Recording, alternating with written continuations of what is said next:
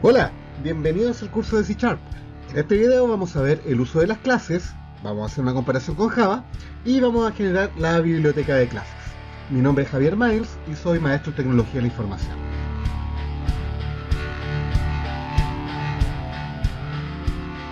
La clase persona, que está en formato UML y que se está moviendo al costado izquierdo, ojo, observa solamente el nombre de la clase, ya que por eso puse el resto en gris claro. Como hemos visto en videos anteriores, entonces abre un bloc de notas y simplemente crea una clase por medio de class, el nombre de la clase, abre llave y cierra llave. Entonces vamos a guardar esta clase, persona, y lo vamos a dejar, yo lo voy a dejar en el escritorio en una carpeta que se llama C Sharp. Recuerda cambiar a todos los archivos y asignar un nombre, persona.cs, o en realidad como quieras llamarle. Lo guardas y luego abres un CMD.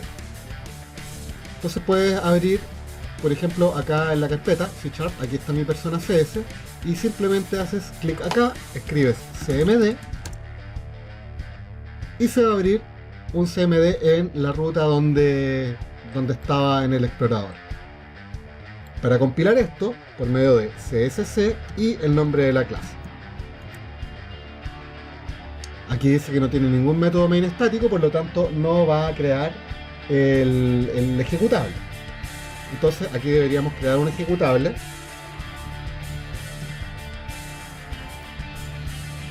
Y debe contener como parámetro de entrada un string, un array, llamado args.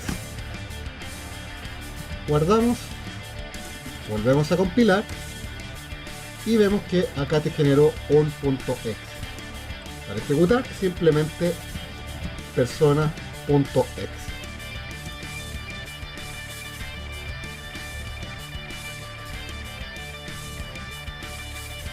Traspasando este modelo UML a código fuente, se escribe de la siguiente manera: class persona, abre con llave y cierra con llave, y entre las llaves es donde se agregan los atributos y o métodos.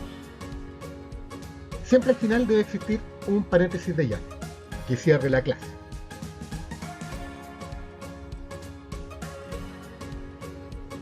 La primera diferencia que vamos a encontrar con respecto a la herencia, y recordemos que la herencia consiste en que yo tengo una clase, como por ejemplo la clase administrador, que hereda de persona, por lo tanto, administrador va a adoptar todos los atributos y métodos de persona. Una de las diferencias que tiene con Java, ya C Sharp, es que ya no se ocupa el extend, sino que para heredar administrador que hereda de persona se hace por medio de dos puntos.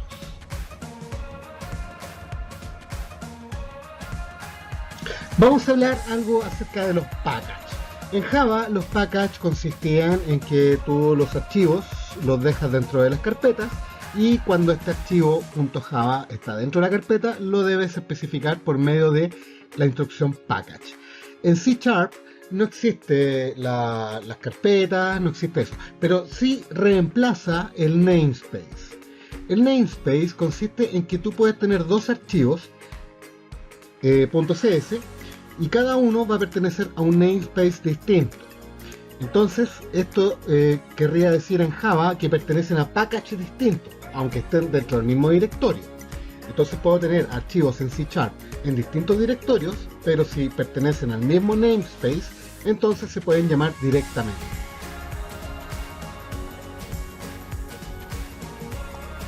Del mismo ejercicio anterior, esto no tuvo problema cuando creaba un objeto de tipo administrador como persona y puedo crear un objeto de tipo persona aparte.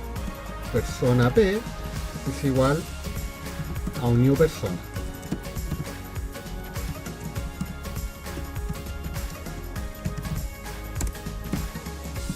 Solamente lo voy a mostrar acá. Como el valor es, ahora voy a acceder por medio de p.i.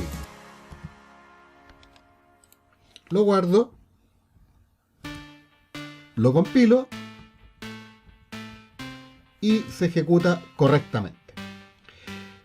Pero si yo hago una modificación acá, y digo que esta clase pertenece a un namespace llamado un nombre, y toda esta clase va a estar dentro de ese namespace.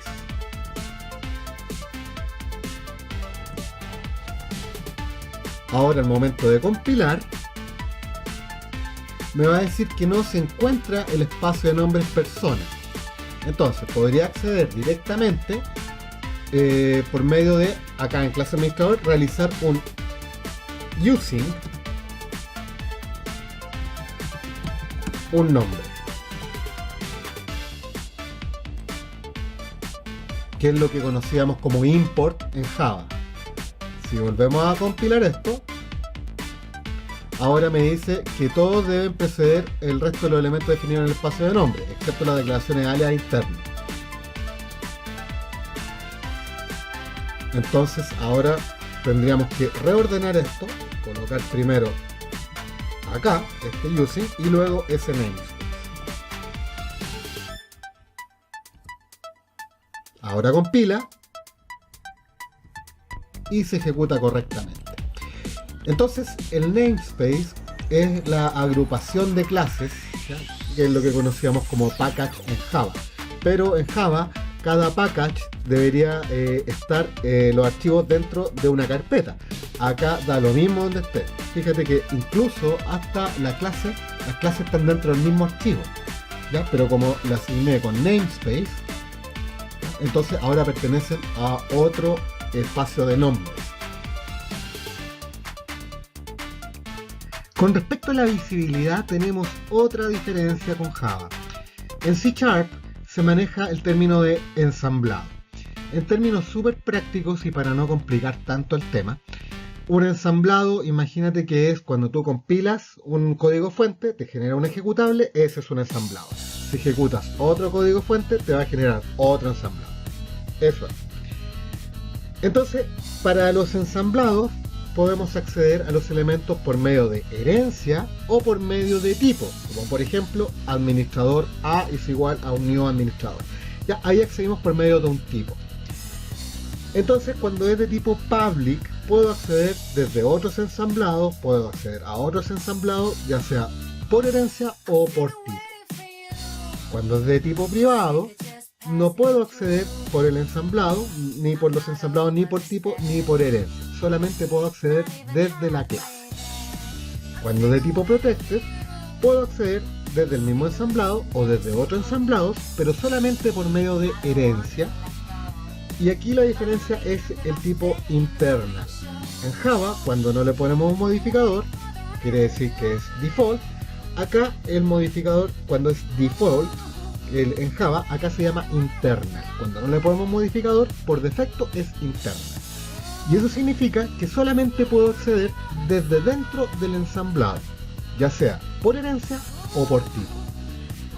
Y existe una nueva visibilidad que se llama Protected Internal, que es igual que el anterior internal, pero además puedo acceder por medio de herencia desde otros ensamblados.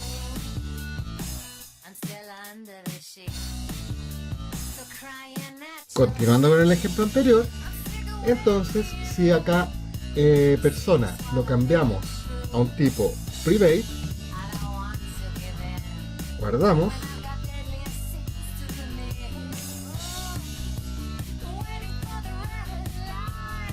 compilamos el archivo y ahora me dice que ya no es accesible debido al nivel de protección.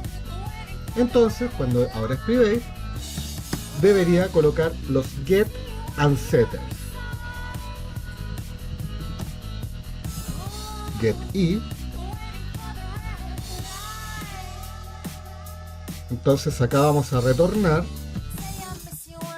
i, que es de tipo entero. Por lo tanto, en el método decimos que va a retornar un entero. Y además necesitamos el setter.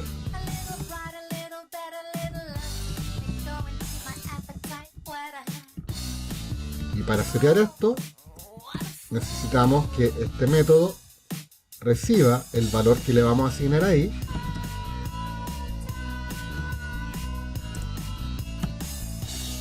Y ahora decimos this.i para indicar que es el i de la clase y no el i del método. Va a ser igual al i que indicaría este i del método. Entonces ahora, para asignar, ya no lo podemos asignar directamente, sino que debemos llamar al método setI y le enviamos un valor.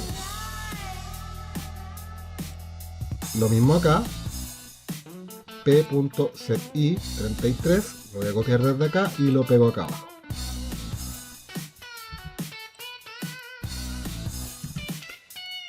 Tampoco lo vamos a poder leer, por lo tanto acá vamos a llamar p.getI.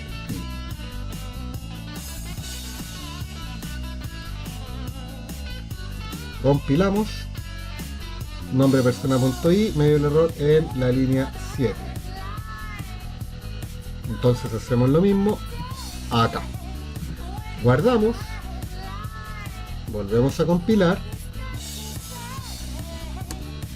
y ahora funciona correctamente. Entonces, si te fijas, cuando lo cambié a privado, solamente la clase puede acceder a este elemento. Si cambiamos esto a protected,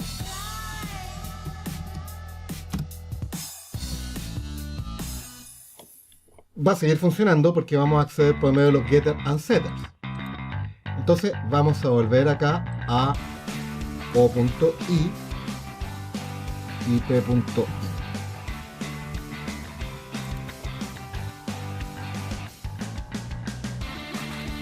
Y ahora me está dando el error en la línea 10.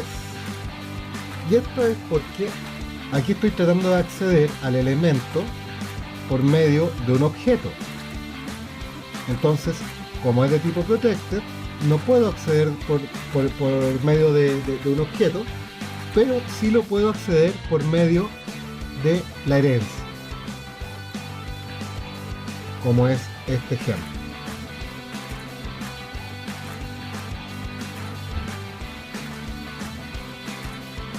Y si esto fuera internal,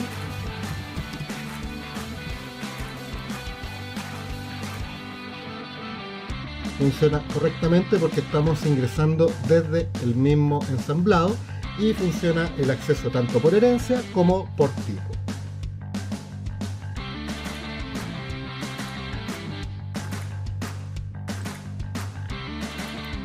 Si lo dejo sin modificador,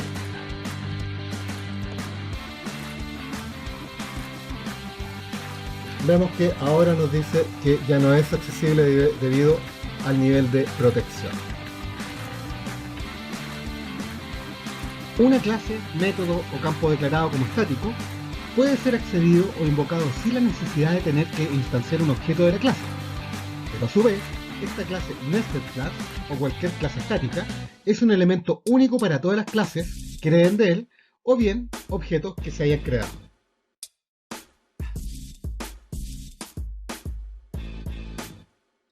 Acá se demuestra lo dicho anteriormente. Esta clase estática, llamada clase inner, y desde otro código, se accede a ella por medio del objeto de la clase padre creada.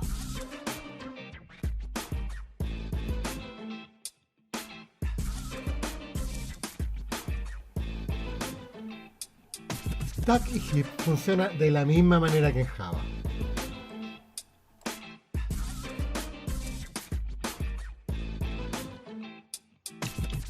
Algo con respecto a los select class, cuando hablamos de herencia, cada nodo sería parte de la rama y pueden crecer más hojas.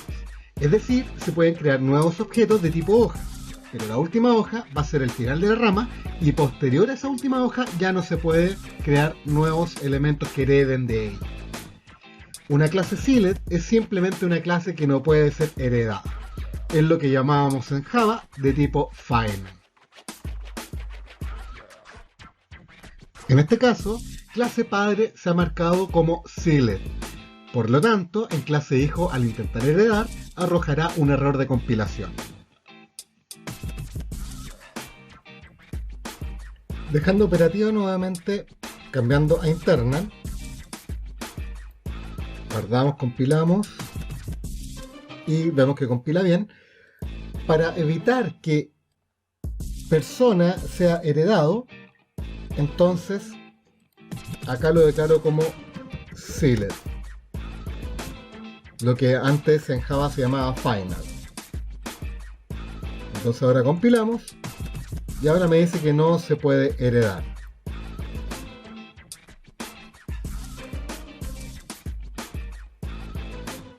Quitamos sealed y ahora queda funcionando correctamente. Cuando una clase se marca con la palabra reservada abstract, entonces se da la indicación que no se pueden crear instancias de dicha clase, como se muestra en el recuadro inferior izquierdo. Sin embargo, la clase abstracta clase padre puede ser heredada desde otra clase, como puedes ver en el costado inferior derecho. Cabe señalar que una clase abstracta puede tener atributos y métodos implementados, es decir, que ya estén programados, los cuales pueden ser utilizados por una clase hija. Con respecto a las clases abstractas, tienen el mismo uso que en Java. Basta con declarar abstract class. Yo lo voy a declarar dentro de este namespace.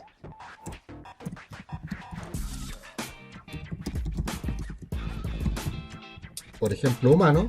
Entonces aquí ya creé una clase abstracta. No puedo crear un objeto de este tipo, no puedo generar un humano h acá. Vamos a crear un igual new humano.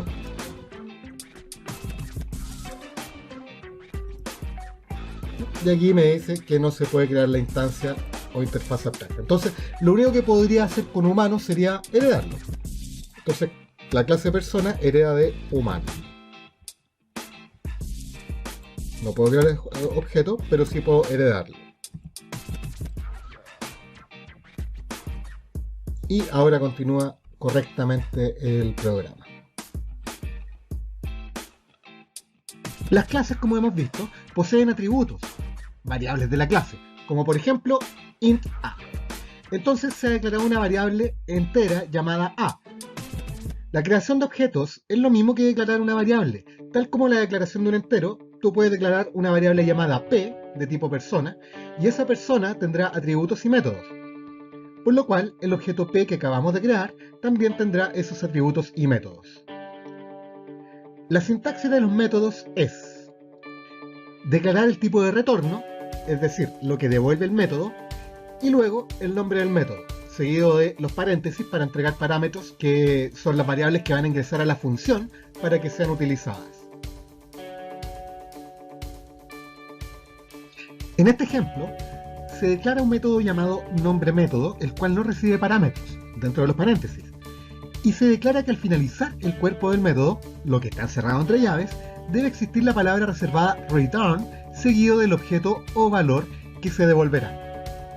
El tipo de retorno declarado es int, por lo que el return debe ir seguido de un entero.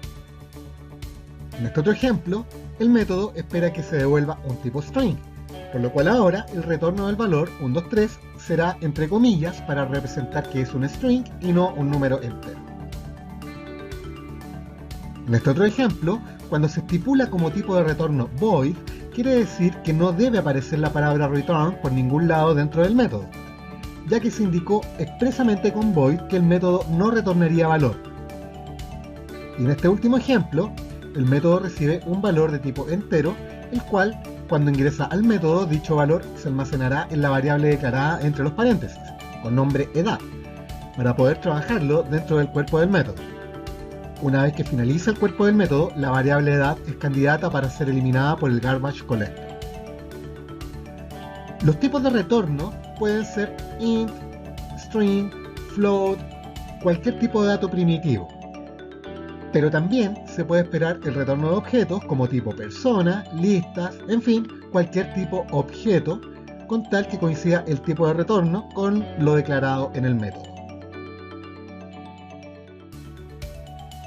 En este caso estoy declarando una clase llamada miClase de tipo abstracto que contiene un método que retorna void, nada, y que también es de tipo abstracto.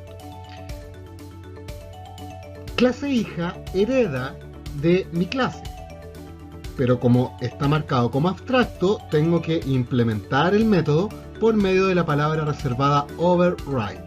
A diferencia de Java, se especificaba con @override antes de la línea para dejar una marca. Acá se tiene que especificar en la declaración del método.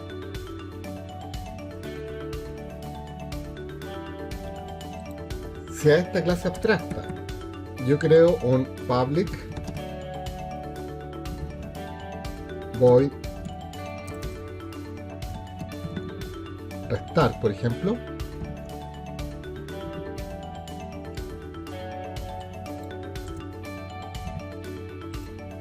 lo compilo y acá me va a decir que debe declarar un cuerpo porque no se marcó como abstract. Entonces voy a declarar como public abstract void restar. Ahora me dice que no se ha implementado el método abstracto. Acá simplemente en humano, como heredo de humano, acá tengo que declarar tal cual, no puedo cambiar la visibilidad public ni el tipo de retorno, void restar,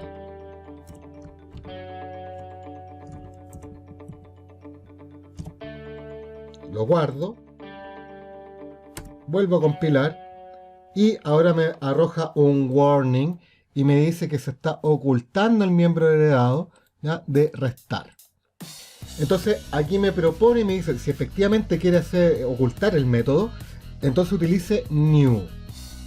Entonces acá tendría que hacer un public new void restar para eliminar ese warning, que no es un error, es solamente una alerta que te dice que C# tiene la capacidad de hacer hiding, de ocultar los métodos, ¿ya? Pero si efectivamente es lo que quiere hacer, entonces utiliza la palabra new, como lo hicimos acá.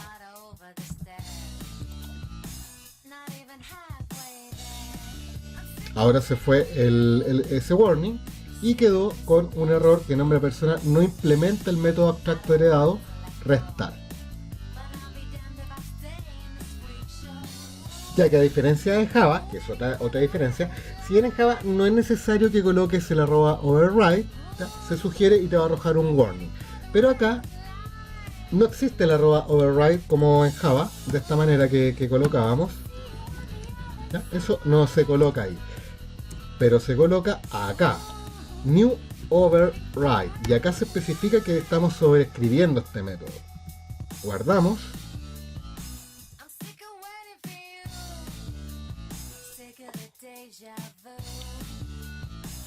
Entonces acá nos vuelve a marcar un error que nos dice que cuando tú marcas como override no puedes tener una marca new o virtual, porque si no sería una incoherencia. Recuerda que el new está diciendo realice un hiding, esconda el método. Entonces aquí le está diciendo esconde el método, pero además si está escondido, ¿cómo le vas a hacer un override? Entonces se produce una incoherencia. Entonces cuando tú haces un override no puedes anteponer la palabra reservada new. Si guardamos, vemos que funciona correctamente. Vamos a abrir un nuevo bloc de notas. Si creamos un nuevo archivo llamado inicio.cs, vamos a guardar entonces inmediatamente este inicio.cs y creamos tres clases: clase A, clase B y clase C, y además una clase inicio donde vamos a colocar nuestro método main.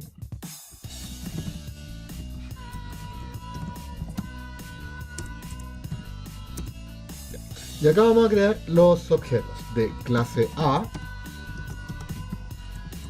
lo mismo para B y para C.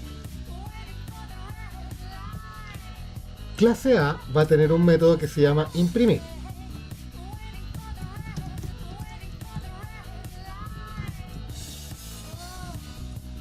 Y que esto simplemente va a mostrar un mensaje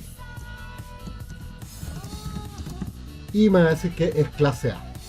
Clase B va a heredar de A, de clase A,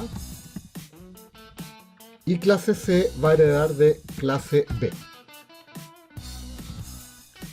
Por lo tanto, si llamamos a a.imprimir, llamamos a b.imprimir y llamamos a c.imprimir. Compilamos.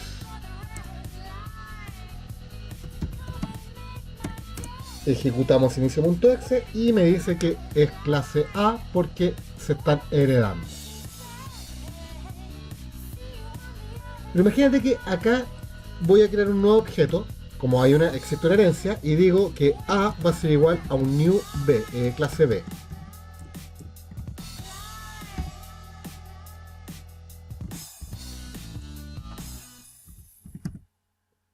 Y digo que B va a ser igual a un new clase C. Y ahora digo a.imprimir y b.imprimir.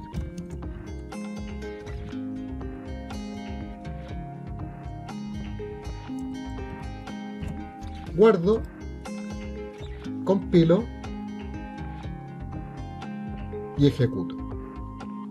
Sigue siendo clase A.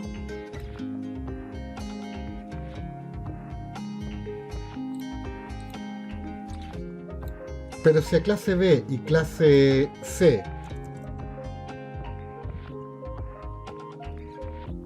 agrego un método que se llame igual que el método que venía desde A, veamos el resultado. Este sería clase B, este sería clase C, compilo, y ahora me dice, ahí me aparece el warning y me dice que oculta el miembro heredado clase A.imprimir. Si ejecuto esto,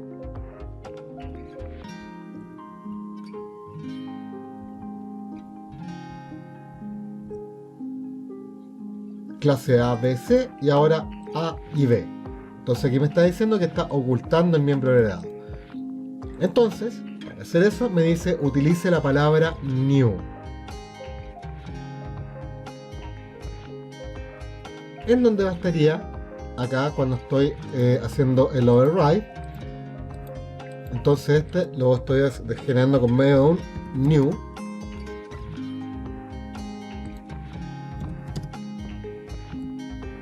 Para especificar que efectivamente lo oculte. Compilamos y va a tener el mismo resultado anterior, pero simplemente le estoy diciendo que lo oculte, el miembro heredado.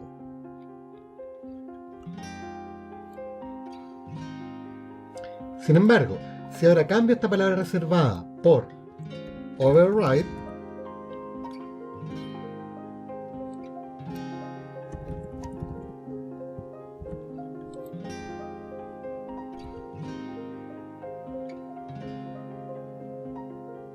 aquí me dice que no puedo hacer un override porque para poder realizar eso tengo que marcar como virtual. Entonces, este imprimir le tengo que decir virtual para que se pueda hacer o realizar un override. ¿Ven?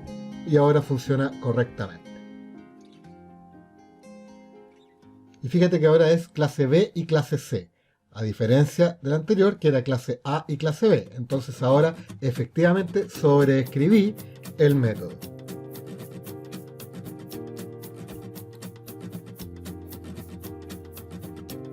Puede ver en código que dejé acá para que lo puedan copiar.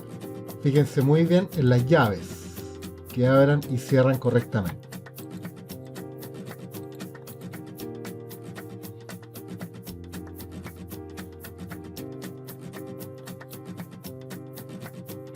Con respecto a las interfaces, una interfaz es muy similar a las clases abstractas, pero para declarar ya no se debe colocar la palabra abstract, ni la palabra reservada a clase, se reemplaza por la palabra reservada interface.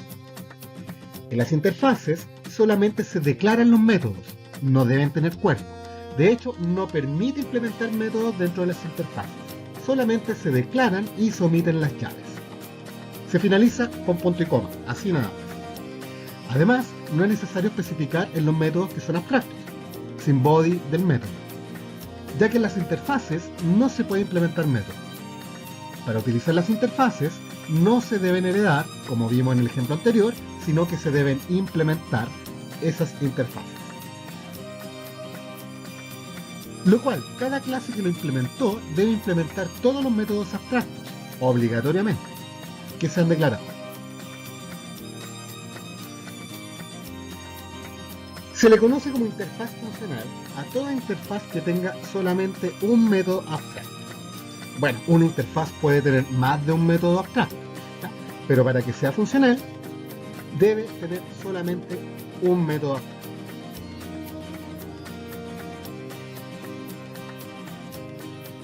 Y bien, supongamos que creo un nuevo archivo.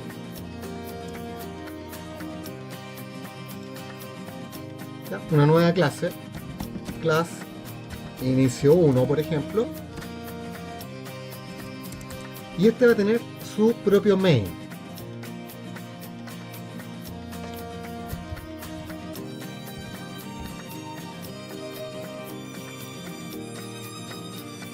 Que se va a llamar inicio 1. Si yo quiero generar un clase A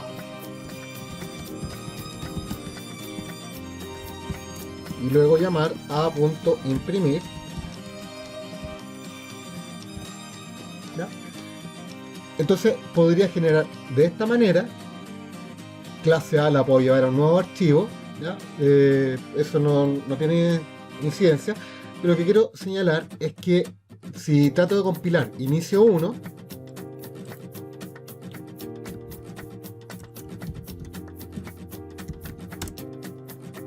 me va a decir que no puede encontrar el tipo clase A porque no lo conoce. Entonces tendría que compilar CSC inicio 1 y además clase A .cs.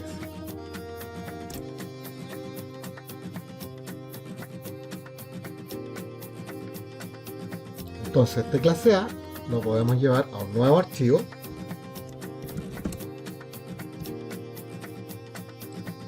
Acá, lo sacamos de aquí, guardamos este inicio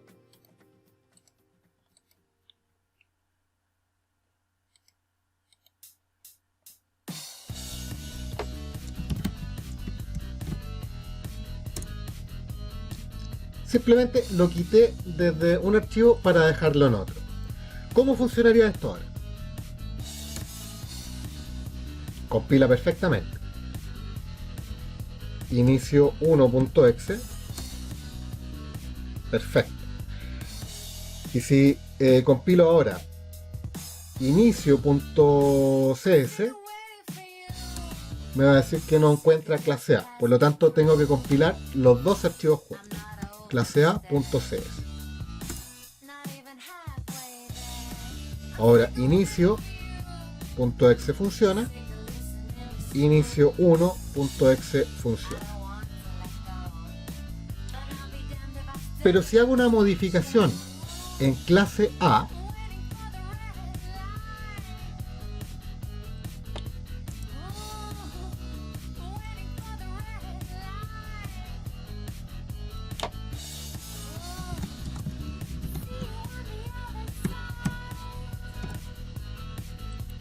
realicé una modificación, pero no se ha modificado acá, porque tengo que volver a recompilar. Entonces, compilo nuevamente inicio 1 con clase A.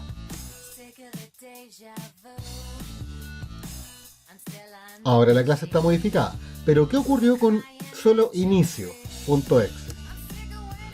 No aparece la clase modificada. Por lo tanto tendría que recompilar inicio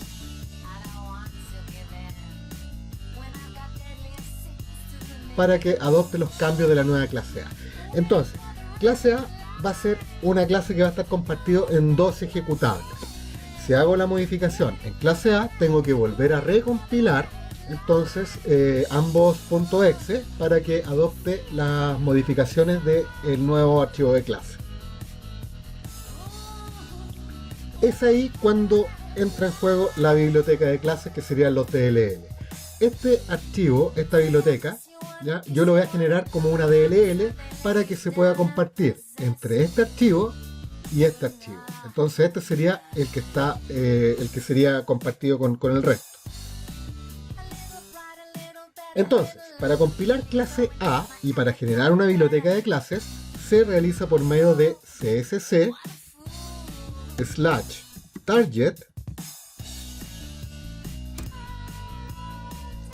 que es lo que realizo acá, generó una DLL. Entonces aprendiste a crear una DLL. Ahora, para compilar estos archivos,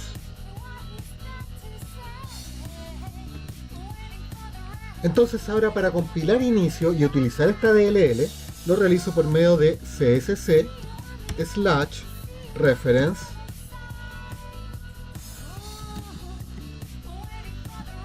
Entonces aquí le digo que la biblioteca de clases que voy a utilizar está en clase A.dll y el archivo que voy a compilar se llama inicio.cs.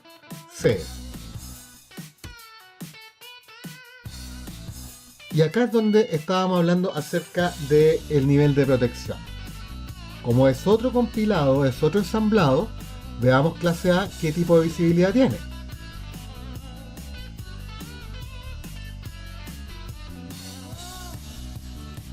Entonces si acá le digo public class, entonces ahora voy a poder acceder. Como modifiqué clase A, voy a tener que recompilar la DLL. De esa manera.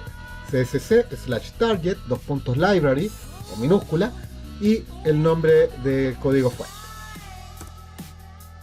Volvió a generar la DLL. Vuelvo a compilar inicio.cs haciendo referencia a la biblioteca de clases y vemos que ahora compila correctamente. Hacemos lo mismo con inicio 1 y funciona correctamente. Entonces ejecutamos inicio.exe, la clase está modificada, inicio1.exe fue modificada.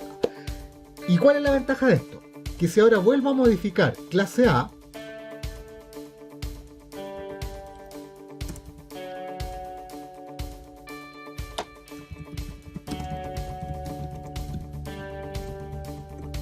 y coloco otra modificación, la ventaja que tiene esto es que simplemente ahora compilo la DLL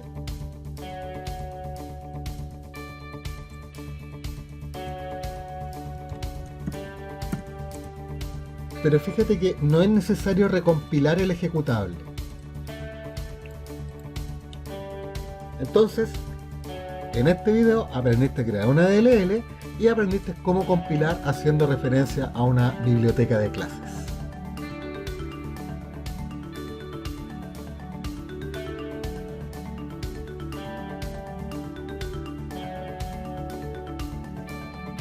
Y bien, hemos llegado al final de este video y nos veremos en una nueva oportunidad. Recuerda suscribirte para que no te pierdas ninguna novedad con respecto a estos cursos. Un abrazo y hasta pronto.